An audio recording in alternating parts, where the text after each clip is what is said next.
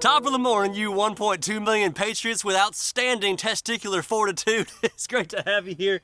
I got my Georgia honey back here with me. She's 10 years old now. Can y'all believe that? She doesn't get to make a lot of these trips now because, matter of fact, she's just too heavy and her big butt's kind of hard to get up in the Polaris now. But I try to get her every now and then. I want to tell y'all something right here. Y'all know the phrase stop, drop, and roll? Well, it doesn't work in hell. Somebody ought to tell these globalists because they're going to end up there very, very soon. Nova Scotia, Canada has now banned hiking. Just let that sink in for a second. Hiking and other activities all over the forest in Nova Scotia due to wildfire risks, okay? And the commies have now barricaded off the trails, and they say that there's going to be a $25,000 fine issued for anybody that's caught being out there. And the ban could last until October 15th, they say, which I'm sure is just going to go longer. Once you get communism in place, it stays, boy. All the private property owners, by the way, who allow people to hike on their land could also face a $25,000 fine. I got a theory. What if the government up there in Canada just doesn't want you hiking because they don't want you to see the arsonists? Just admit it. The real concern is the witnesses. This is just another case in history of humanity versus the government. And I swear I'm becoming Burt Gummer from Tremors. Every time, as I got to be about 40, he seemed to be crazy all my whole life, and now I'm starting to relate to that man a whole lot. He's just paranoid about the government, paranoid about the world around him, and I relate to that now. You know, a lot of us are kind of the same way. Y'all think about the lengths the government will actually go to keep people away from nature, because they might just improve their health, they might just improve their mental health. So this has got nothing to do with preserving nature. This is about socialists slowly raking away your freedoms, scoop by scoop. Y'all ever hear that story about the frog in the kettle? He just sits there thinking it's a beautiful dadgum hot tub until he realizes one day he's getting cooked. Shutting down hiking trails that are paid for by the taxpayers themselves is crazy work. But I've actually been told that the same thing is going on right now in Portugal over there, because y'all remember Portugal signed the Paris Agreement.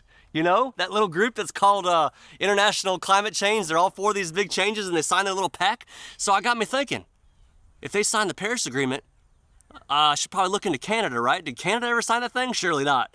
Oh, but they did. Y'all know Canada signed the Paris Agreement back in 2016 because they want you off, OFF, off the land and into the city centers ASAP. That way they can control you.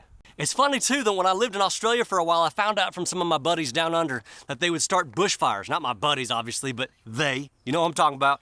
They'd go out there, they'd start bushfires, they'd blame it on climate change, and then they would cooperate with the insurance companies to hike up the prices like crazy and force people off the land. Sound familiar? Y'all, Canada needs to be liberated. Maybe just get like 100,000 hikers out there tomorrow with fire extinguishers. Because look, I trust the citizens a whole lot more than the government to take care of the arson out there. They'd whoop somebody's butt. Are you kidding me? Just let the citizens handle it. Now here's the beautiful part of this story right here. I'm going to bring it home to honor my Scots-Irish heritage right here. Oh, yes. Yes, that's beautiful. Thank you. This is for dramatic effect, right?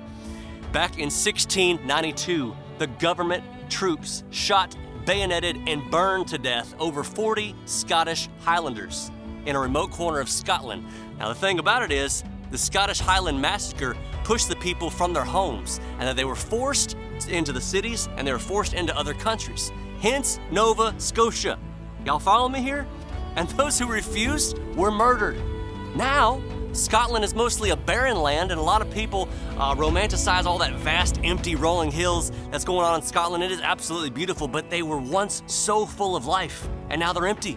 Today, half of Scotland's private rural land is owned only by 420 landowners. Okay?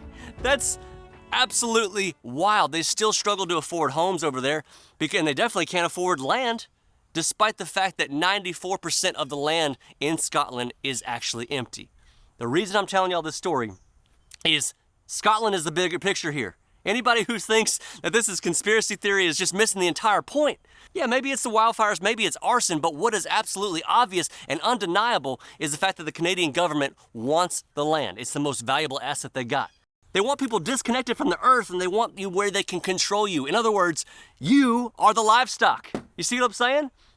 There's a lot of evil going on out there. You got to stay on your toes, like your Danny DeVito at the urinal. If you still got your liberal phone carrier, switch to Patriot Mobile. It's patriotmobile.com/buddy. You get the first month free. They're America's only Christian conservative wireless provider. I will put the link below. Switch to these guys and get the heck away from all these other garbage places, because they hate you and they hate our way of life. Let's switch on over and make sure our phone is with them. God bless you and your family.